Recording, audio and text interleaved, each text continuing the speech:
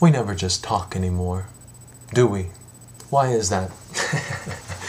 Oh, YouTube can get away from a person, or make a person get away from himself. I'm not really sure. I want to give you guys some personal drama here, something to offset the YouTube drama.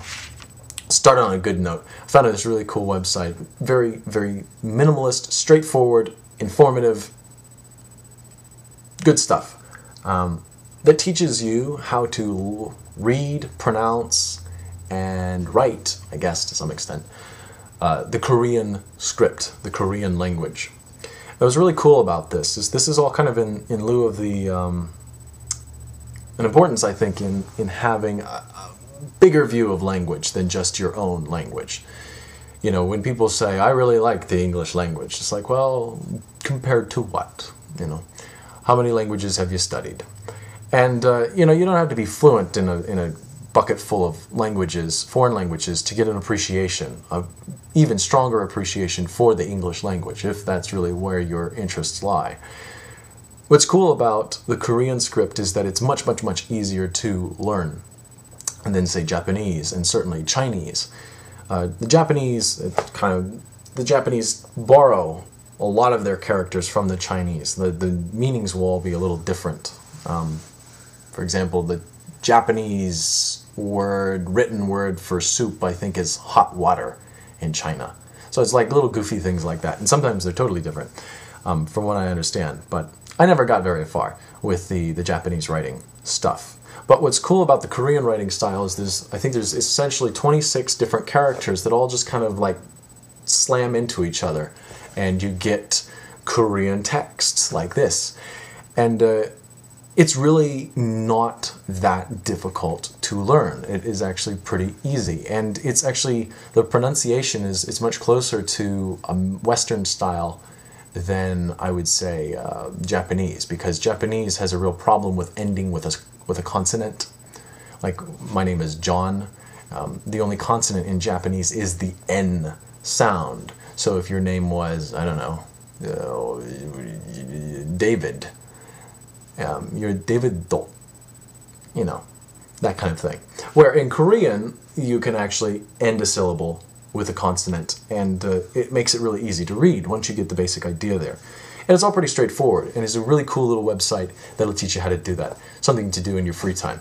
Anyone can pick it up. I think it is amazingly rewarding because it starts off looking totally alien, and then you start going like, wow, I really can do this. That's cool. That's fun for me anyway. The drama part to all of this is that my friend was thrown in jail a couple weeks ago for reasons I'm not privy to say, obviously, but it was for a law that I don't think should be a law, and I was rather incensed with the cop. It was just one of those situations where we were in his car, tire blew out on the highway, so we had the fucking Wyoming highway patrolman, you know, big with the belly, and the jowls, and the aviator glasses, and the big ranger hat. You betcha. They exist. Oh yes, it's not just in the movies. And they had us surrender ID. I refused, assuming that I could. And apparently I could, because that was later though. First he asked for the driver's ID. I don't know if he had to surrender it or not. He did anyway though. I didn't know anything about his situation. So when the cuffs came out, it was all quite shocking. Anyway, I felt really helpless during the whole ordeal. I would call up friends of mine, and they didn't know anything, and I even called up a public defender, asked her for help, and she basically was able to look up his case, tell me about his case, and say there's nothing that could be done. I'm just thinking like, damn it, you know, what? So the end of it was just a very emotionally draining ordeal, and certainly for him too, but I've been visiting him as frequently as I could. I was an idiot this last weekend, and I forgot my ID. He was transferred to another city, which is like 2.5 hour drive away, and that was intelligent. I show up there to the little window and I could give her my insurance card. I could give her my blood donor card, but I didn't have anything in the picture, so I was refused. So that kind of sucked. But anyway, he gets out here pretty soon, and the whole thing has pushed me towards a career in law. I'm now registered and signed up for classes this fall at a local community college in paralegal studies.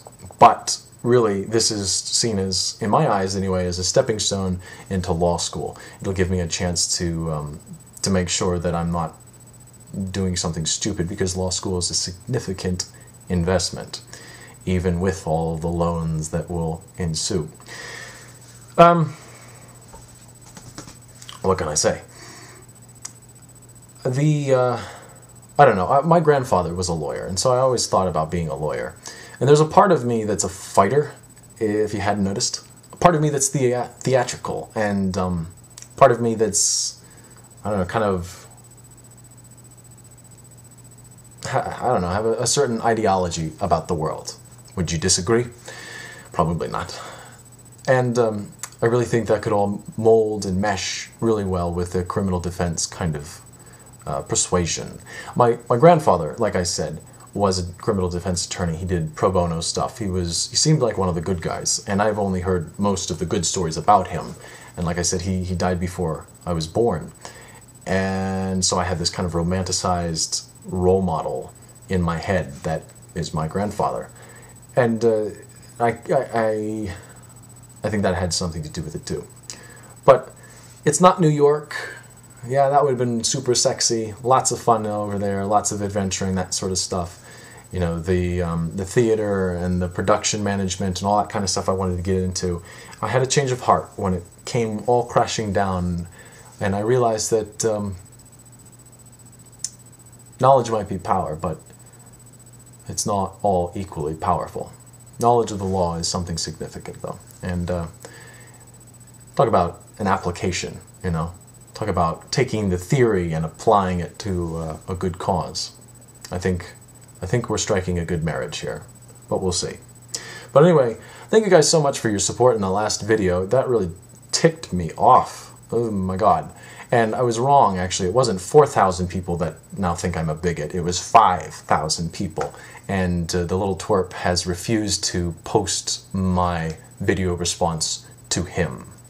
So I'm pretty fed up with the management of the League of Reason at this point, at least him. I thought I was just angry with Thunderfoot for sort of impersonal reasons, kind of living vicariously through Ali, through Dawah Films.